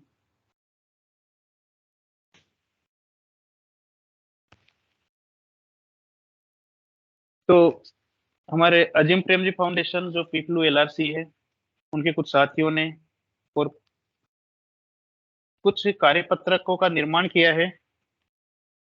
इन कार्यपत्रकों के आधार पर हम समझ सकते हैं कि किस तरह का होमवर्क हम उन्हें दे सकते हैं। हम ये भी जानते हैं कि जो गर्मियों का जो अवकाश होगा, समर वेकेशन जो होगा, उसके अंदर बच्चे खेलना कूदना पसंद करेंगे। ये किस तरह का जो हम होमवर्क देते हैं उस तरह का होमवर्क वो करेंगे नहीं। क्यों ना हम उनके इंटरेस्ट को जानकारी होमवर्क दें, वो कर भी पाए, खेल भी पाए और कुछ सार्थक रिजल्ट भी हमें मिल पाए। तो इस तरह के कुछ कार्यपत्रक हमने बनाए हैं। जैसे हिंदी भाषा से संबंधित कुछ असाइनमेंट है हमारे पास। जैसे हिंदी भाषा से संबंधित कुछ असाइनमेंट है कि हम इस तरह का कार्यपत्रक बना के उनको दे सकते हैं। अब इसके अंदर जो आप देख पा रहे हैं, अपने आसपास की जो चीजें आप खरीद कर लाते हैं, इनके ऊपर कुछ ना कुछ लिखा जरूर होता है। एक उदाहरण से दिया हुआ, जैसे हाजमोला अपन खरीदते हैं तो बच्चे जो चीज का नाम है उसके पैकेट के ऊपर, जो रैपर के ऊपर जो लिखा हुआ है उसको कॉपी करेंगे।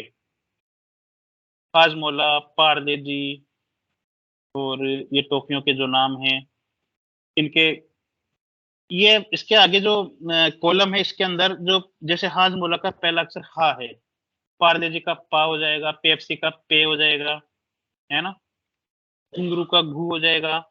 इस तरह पहला अक्षर क्या है वो उसको लिख पाएंगे।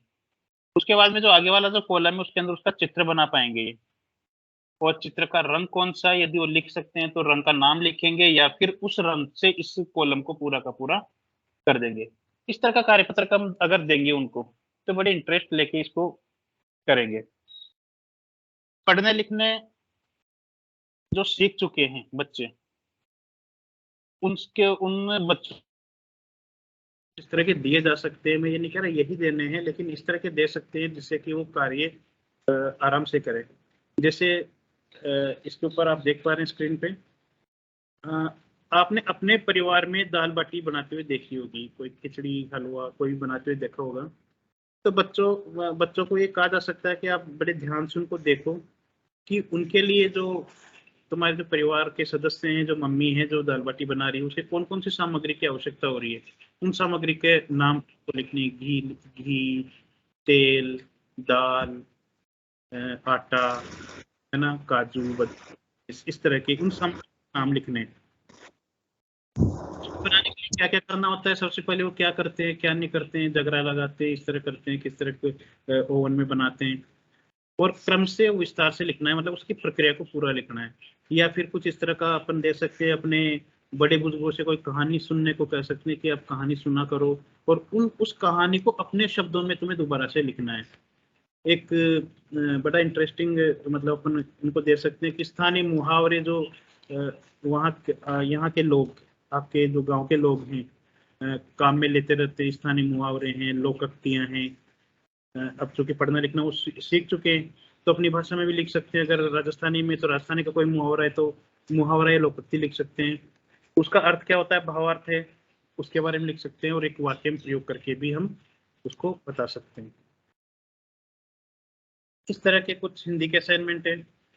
विज्ञान से संबंधित कुछ प्रयोगात्मक कार्य अपन दे सकते हैं, जैसे बच्चों का अवलोकन करने के लिए कह सकते हैं कि अपने आसपास के जो पेड़ हैं, कितनी तरह के पेड़ हैं तुम्हें जो दिखाई देते हैं, तो पेड़ों के नाम लिखने हैं।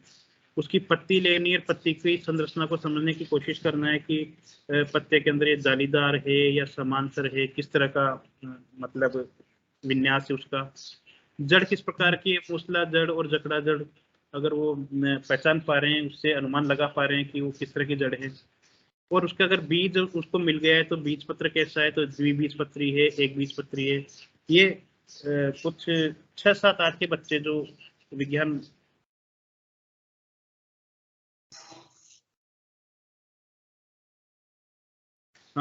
ये जो कार्यपत्रक जब दिया जाए तो एक उदाहरण शिक्षक साथी जब कार्यपत्रक दे तो एक उदाहरण वहां पर लिख के बताते हैं कि पहला वाला जो कॉलम है शिक्षक साथी खुद भरवा दे, उसके आधार पर ही ये आगे के कॉलम बच्चे भर पाएंगे।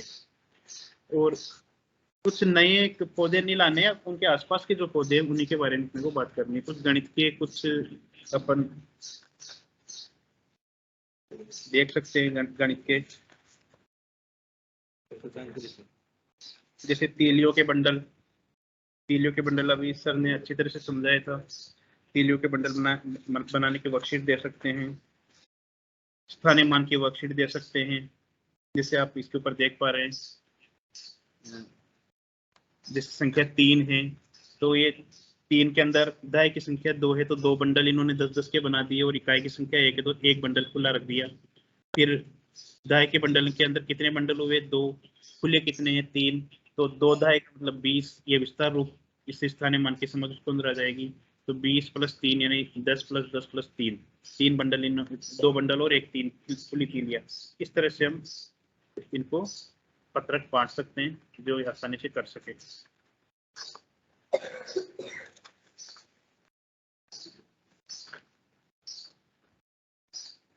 एक सामाजिक ज्ञान से संबंधित आपको एक और देखो प्रोजेक्ट कार्य आपको स्क्रीन पे देख पा रहे हैं आप। इसकी थीम है पीने के पानी और किसानी। तो एक सर्वेक्षण पत्रक है कि बच्चे एक समूह बना के 5 से 7 लोगों का समूह बना के घर घर जा सकते हैं। 10 मतलब अपने आस पड़ोस के 10 मतलब परिवारों का ये सर्वेक्षण कर सकते हैं। इसके अंदर देखो उनको लिखना क्या है, मुखिया का नाम लिखना है, उनकी उम्र लिखनी है, शिक्षा उन्होंने कहाँ तक प्राप्त की है, पुरुष है या महिला है मुखिया, पीने का पानी कहाँ से लाते हैं ये उनको पूछ के अपने को इसके अंदर नोट करवाना है। पानी भर के कौन लाता है, महिला लाती है, बच्चे लाते हैं या फिर कोई टैंकर वगैरह से डलवाते हैं, अपनी जमीन है या नहीं है या दूसरे की जमीन पर खेती करते हैं, खेती में कौन कौन सी फसलें वो उगाते हैं, वर्ष भर में कितना खर्चा हो जाता है और वर्ष भर में खेती से कितनी आमदनी हो जाती है।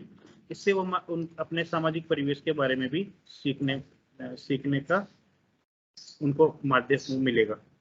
अब ये एक बात जो पत्रक उन्होंने भर लिया, पत्रक जब भर लिया तो उसका एनालिसिस भी उन्हीं को करना है। ये मैंने 7 प्रश्न इसके अंदर दिए हैं। उपरोक्त सारणी में कितने पुरुष और कितनी महिलाएं से बातचीत हुई, उनकी संख्या लिखनी है। कितने व्यक्ति उनमें से निरक्षर हैं, कितने व्यक्ति 10वीं तक पढ़े लिखे हैं, कितने व्यक्ति 10वीं से ऊपर हैं। तो उनको पता लगेगा कि अपने परिवेश के अंदर शिक्षा का स्तर क्या है। गांव में कितने लोग पानी कुओं से, नल से, ट्यूबवेल से लेकर आते हैं, कितने घरों में खारा पानी पिया जाता है, तो पानी की स्थिति पता लगेगी। पानी भरने में कितनी महिलाएं और कितने पुरुष का काम करते हैं, तो ये एक सामाजिक स्ट्रक्चर में पता लगेगा कि पानी भरने का काम मेन रूप से कौन करता है। कितने व्यक्तियों के पास अपनी जमीन है, 5 बीघा से कम है या ज्यादा है, कितने व्यक्ति है जिनके पास कम जमीन है और कितने व्यक्ति जो संपन्नता की श्रेणी में आते हैं। और खरीफ की और रबी की कौन कौन सी फसलें उगाई जाती है, इनका ये मतलब इसके अंदर देखना है। खेती में न्यूनतम और अधिकतम आमदनी कितनी और कितना खर्च किया जाता है।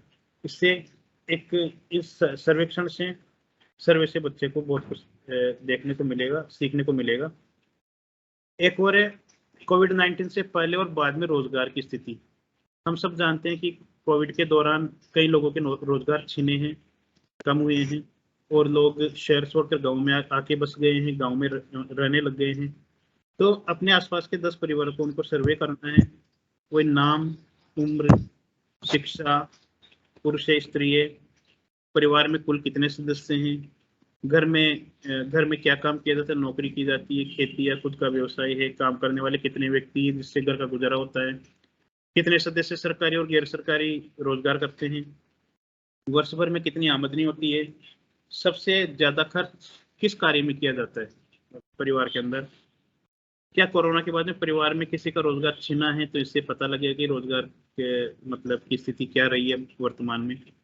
क्या कोरोना के बाद किसी की आमदनी में कमी आई है और आई है तो कितनी आई है, कोरोना से पहले उनकी आमदनी क्या थी, किस तरह का स्टेटस था, किस तरह की, और आज उनके साथ क्या परिस्थिति है। तो इनसे उनको ये भी इसका जो एनालिसिस वो करेंगे सर्वेक्षण का, जिन पर बच्चे स्वयं उपरोक्त सारणी के माध्यम से विश्लेषण कर पाएंगे।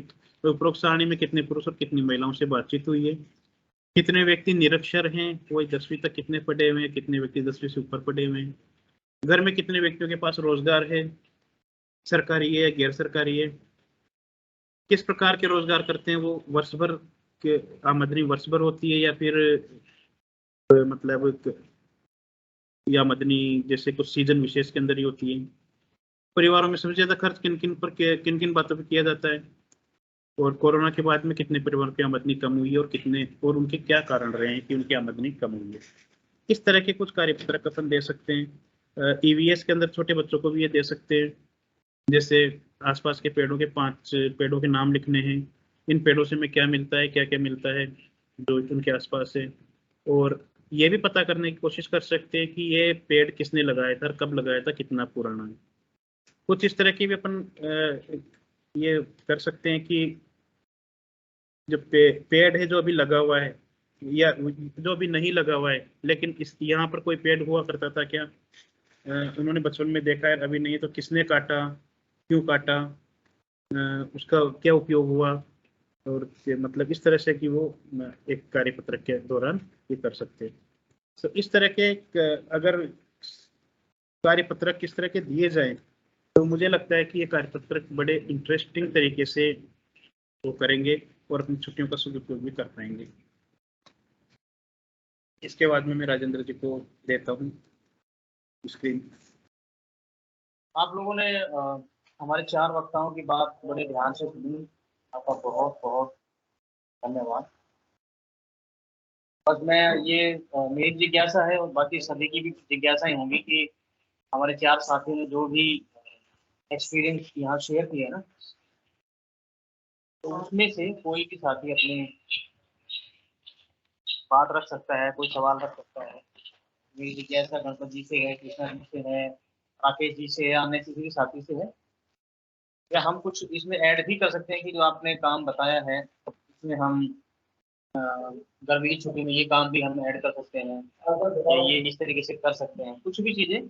और क्योंकि एक प्लेटफॉर्म बनाने की कोशिश की है कि यहाँ पे हम सब मिलके अपनी बात साझा करें, और हम ऐसा भी कर सकते हैं कि हर महीने या हर दूसरे महीने इस प्रकार से जुड़ें और अपने अपने जो शिक्षण पद्धतियाँ हैं, जो गतिविधि आधारित शिक्षण है, या अन्य जो भी हम काम करते हैं यहाँ पे साझा कर सकते हैं। तो आपके सवाल आमंत्रित कोई भी साथी अपनी बात रख सकता है।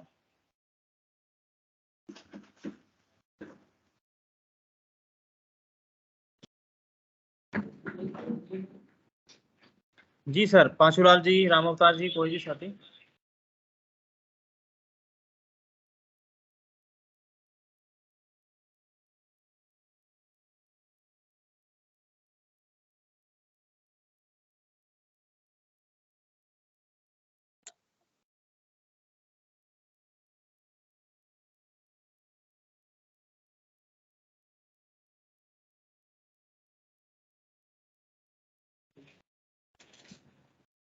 मेरी आवाज आ रही है कृष्णा मैम?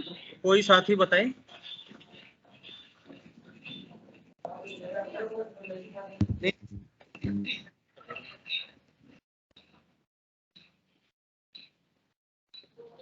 मोहम्मद आजाद, कमलेश जी, माधुरी, राधेश्याम जी, बहुत सारे लोग जुड़े हुए हैं, तो अपनी बात तो रखें।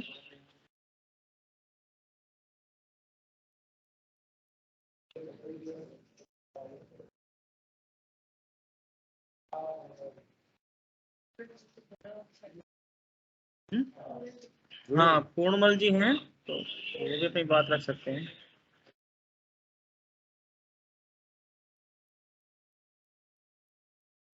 अनीता जी हैं, अंजू कुमारी, भवनलाल जी, गणेश लाल जी। और जब आप अपनी बात रखें तो माइक को तो आपको अनम्यूट करना पड़ेगा सर। उधर से स्पीकर बंद करिए। अच्छा, वहाँ से आवाज वो इको।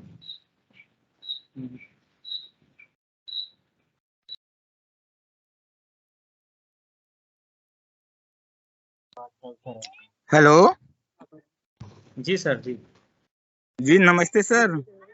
जी नमस्ते जी, नमस्ते सर, बताइए जी सर। मैं कह रहा अपने चारों साथियों के जो विचार थे बहुत ही अनुकरणीय थे, बहुत अच्छे लगे सर जी। राम अवतार जी बोल रहे सर, है ना? हाँ जी सर। जी जी जी सर। जी मैं सर। चाह रहा था महीने में एक बार ऐसी मीटिंग होती रहे तो ऐसा सेमिनार होता रहे तो आपस में एक दूसरे का विचार साझा करने का मौका मिलता रहेगा सर, एक दूसरे के अनुभव मिलते रहेंगे इससे। जी सर, तो आपका जो सुझाव है सर, हम सब के सामने है, तो हम सब खुद ही टाइम निकालेंगे और इस मंच को और ज़्यादा ऊर्जावान बनाएंगे। तो ये तो सर ने एक सुझाव दिया है, कोई और सवाल भी कर सकते हैं क्योंकि समय भी हो गया है, इसलिए। राधेश्याम जी हैं बगड़वा से, आपका भी तजुर्बा बहुत उम्दा है, बहुत पुराना है, तो आप भी अपनी बात रख सकते हैं। कोई सवाल हो इन 4 साथियों के लिए, या कोई सुझाव हो या आशीर्वाद हो।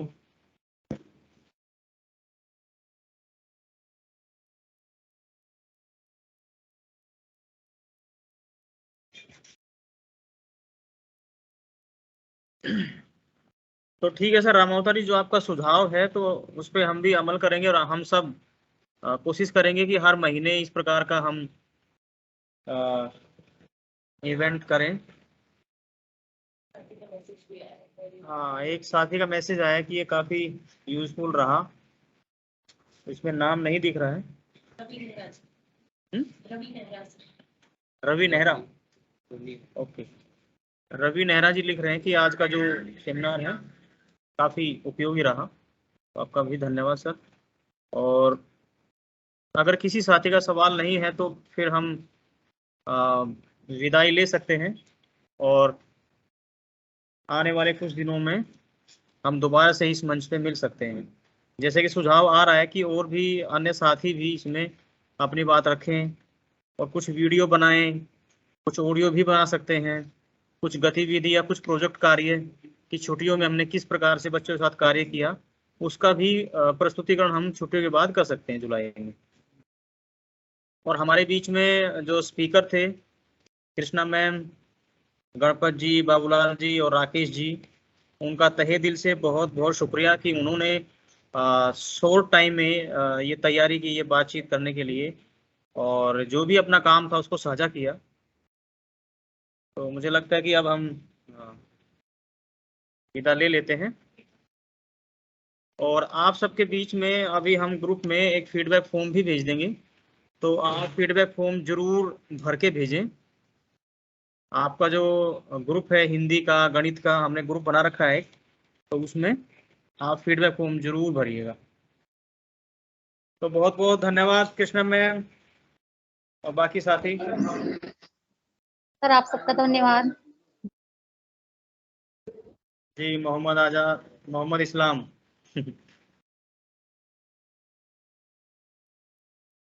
जी सर, जी हंसते रहिए सर, मुस्कुराते रहिए सर। म्यूट अनम्यूट करो सर एक बार। माइक माइक माइक माइक तो माइक ऑन करो सर, आपका माइक बंद है।